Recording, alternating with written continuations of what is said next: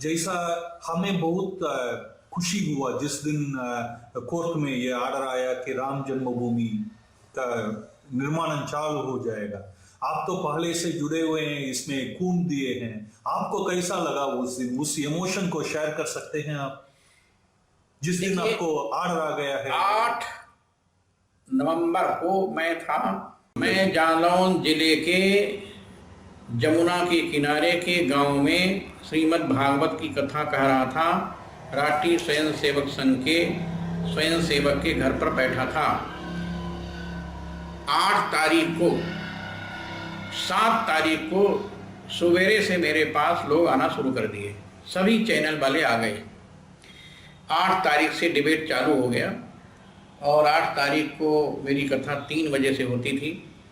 मैं कथा से पहले डिबेट में रहता था, कथा के बाद रात्रि भर, यानी 8 तारीख को पूरी रात्रि सभी चैनल मेरे पास में थे और 9 तारीख को सवेरे 7 बजे से चैनल प्रारंभ हो गए और 7 बजे से लेकर के 3 बजे तक मैं चैनल बैठा रहा और लगभग 11 बजे जब समाचार आया, जब इसको हम लोगों ने पढ़ा कि जहाँ पर रामलला विराजमान है वही राम की जन्मभूमि है, 5 जजों ने एक साथ निर्णय दे दिया है और वहाँ पर भारत सरकार को यह आदेश हुआ कि भारत सरकार कोई नया ट्रस्ट बनाकर उस ट्रस्ट को वह भूमि समर्पित करे।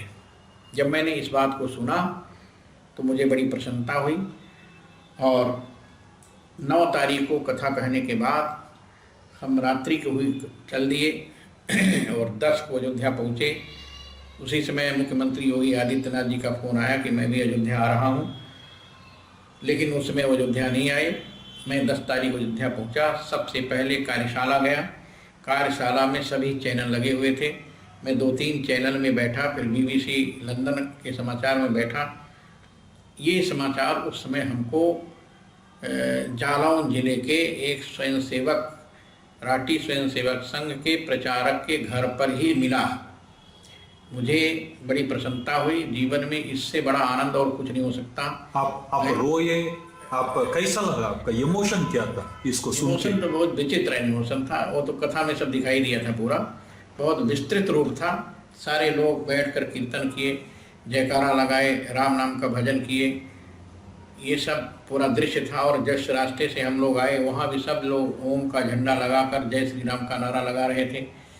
लेकिन सरकार की ओर से ये कहा गया था कि इतनी ज़्यादा खुशहाली मत बनाओ जिससे किसी प्रकार की संवेदना पैदा हो, समझे ना। इसलिए हम लोग शांतिपूर्वक ढंग से इसको मनाने का काम किया, जिससे दूसरे वर्ग के लोगों में किसी प्रकार का कोई रिएक्शन ना हो। इसलिए पहले तो हम लोगों ने सोचा था कि अयोध्या में दीपावली उत्सव मनाएंगे और हम लोगों ने दीपावली उत्सव मंदिरों में दीप जलाकर मनाया भी, लेकिन ये प्रदर्शन नहीं किया। अयोध्या आया तो चारों ओर से फोर्स लगी थी। अयोध्या में बाहरी कोई व्यक्ति का प्रवेश नहीं था, कहीं किसी प्रकार का कोई अशांतमय वातावरण पैदा न हो, इसके लिए उत्तर प्रदेश सरकार को विशेष रूप से सतर्क किया गया था और जगह जगह फोर्स लगी हुई थी। शांतिपूर्वक ढंग से हिंदुओं ने, मुसलमानों ने, सिखों ने, ईसाइयों ने और देश के नागरिकों ने सुप्रीम कोर्ट के निर्णय को स्वीकार किया। सुप्रीम कोर्ट ने जो निर्णय दिया था, उसके पहले 2018 में एक संतों का सम्मेलन हुआ था तालकटोरा स्टेडियम दिल्ली में। 2018 में तालकटोरा स्टेडियम में जब मीटिंग हुई तो करीब 5000 संत सारे देश के लोग आए थे। उसमें हमारे विश्व हिंदू परिषद के राष्ट्रीय स्वयंसेवक संघ के सभी लोग थे, उपस्थित थे। जब मैं वहाँ गया स्टेडियम में तो मुझसे संत समिति की ओर से था। संत समिति ने कहा वेदांती जी प्रस्ताव रखिए आप। तो प्रस्ताव मैंने रखा। प्रस्ताव वाचन के बाद मैंने कहा ये प्रस्ताव बहुत अच्छा है, लेकिन हमारी हार्दिक इच्छा है कि देश में शांति बनी रहे, सांप्रदायिक सद्भावना बनी रहे, राष्ट्रीय सद्भावना बनी रहे, राष्ट्रीय एकता बनी रहे और उस एकता के अनुसार समाज के हर वर्ग के लोगों को कुछ न कुछ प्रोत्साहन के रूप में दिया जाए। और मैं चाहता हूं कि जहां रामलला विराजमान हो वहां भव्य रामलला के मंदिर का निर्माण हो और अयोध्या के बाहर लखनऊ में या कहीं भी मुसलमानों के लिए एक खुदा के नाम पर, अल्लाह के नाम पर, इस्लाम के नाम पर, कुरान के नाम पर मस्जिद बनाने के लिए जगह दे दी जाए। ये प्रस्ताव में मैंने अपनी ओर से रखा था कि ये मेरी इच्छा है, ये मेरी इच्छा है और मैं चाहता हूँ कि इस प्रकार व्यवस्थाएं दी जाती है तो सांप्रदायिक सद्भावना बनी रहेगी, किसी प्रकार का सांप्रदायिक तनाव पैदा नहीं होगा। क्या क्या आप सच में सोचे थे कि आपका जीवन काल में देखेंगे मंदिर कभी? ये जब मैं बयान दिया तारकरोटा स्टेडियम में तो कई संत लोगों ने मेरा विरोध किया, जिसमें हंसदेवाचार्य ने विरोध किया, शंकराचार्य वासुदेवानंद सरस्वती जी ने विरोध किया। कहा वेदांती जी आपने कैसे कहा कि मस्जिद के लिए जगह दी जाए? हमने शंकराचार्य से कहा देखिए, एक तरफा कोर्ट निर्णय नहीं लेती, सरकार एक तरफा निर्णय नहीं लेती।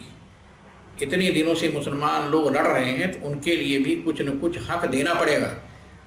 और जब 9 नवंबर 2019 को सुप्रीम कोर्ट का निर्णय आया तो उस निर्णय को सुनने के बाद मुझको तारकटोरा स्टेडियम का मेरा भाषण याद आ गया।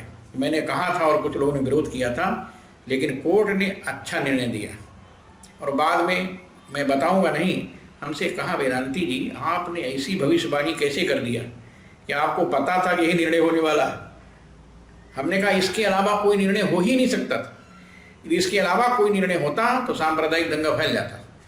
लेकिन कोर्ट ने जो निर्णय दिया समसामयिक निर्णय दिया, सामाजिक सद्भावना बनी रहे, राष्ट्रीय सद्भावना बनी रहे, राष्ट्रीय एकता बनी रहे, इसके लिए जो निर्णय दिया उस निर्णय को सुनने के बाद देश नहीं सारे विश्व के लोगों ने कहा बहुत अच्छा निर्णय आया। मेरा एक ही मिनट का है। हाँ। कि आप क्या सच में सोचे थे कि आपका जो आंदोलन चल रहा था, आप भाग ले रहे थे, आप सच में सोचे थे कि एक दिन आपका जीवन काल में राम मंदिर देखेंगे? हमको पूर्ण विश्वास था। अशोक सिंघल जी मेरे यहाँ रहते थे, बैठकर पूजा करते थे, प्रतिदिन ध्यान लगाते थे, योगासन लगाते थे। अशोक सिंघल की भावनाएं ये बता रही थी कि मंदिर का निर्माण होगा, लेकिन अशोक सिंघल जी इस निर्णय को सुन पाएंगे कि नहीं सुन पाएंगे संदेह था। लेकिन ये हमको पूर्ण विश्वास था कि निर्णय होगा तो मंदिर का ही निर्णय होगा, अयोध्या की धरती पर मस्जिद का निर्माण नहीं होगा, हमको विश्वास था। हमारे विश्वास को सुप्रीम कोर्ट ने उस दिन मोहर लगा दिया। 9 नवंबर 2019 को अयोध्या में भव्य रामलला का मंदिर निर्माण हो, अयोध्या के बाहर कहीं भी मस्जिद बनाए, लेकिन आतंकवादी के नाम पर नहीं, बाबर के नाम पर नहीं, आक्रांता के नाम पर नहीं। जो मस्जिद बने खुदा के नाम पर बने, अल्लाह के नाम इस्लाम के नाम पर बने, हमको कोई आपत्ति नहीं। और ये अच्छा हुआ, सुप्रीम कोर्ट के निर्णय का हम सब लोगों ने स्वागत किया। हमारे देश के माननीय प्रधानमंत्री जी ने स्वागत किया, गृह मंत्री ने स्वागत किया, हमारे मुख्यमंत्री योगी आदित्यनाथ जी ने उसका स्वागत किया, समर्थन किया, हम सब लोगों ने समर्थन किया। और आज भी जो निर्णय हुआ है ऐसा निर्णय होगा लोगों की संभावना नहीं थी, लेकिन हमको पूर्ण विश्वास था। अब विश्वास तब हुआ जब मोदी जी प्रधानमंत्री बन गए, जब 370 धारा हटी, जब 370 धारा और 35 से समाप्त हुआ, उसी दिन मुझको समझ में आ गया कि अब मंदिर का निर्णय भी आएगा। 2018 में महंत नित्यगोपाल दास जी महाराज के जन्मदिन पर मैंने भाषण दिया था।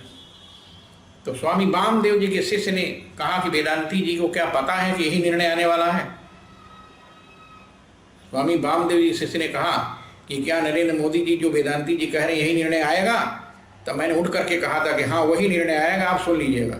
और जब निर्णय आया तो उनका फोन मेरे पास आया, वेदांती जी आपको कैसे पता था कि निर्णय आने वाला? ये मेरी अंतरात्मा बता रही थी, मुझको पूर्ण विश्वास था, हमारा रोम रोम बता रहा था कि मंदिर का निर्माण होगा होगा। दुनिया की कोई ताकत मंदिर निर्माण से नहीं रोक सकती।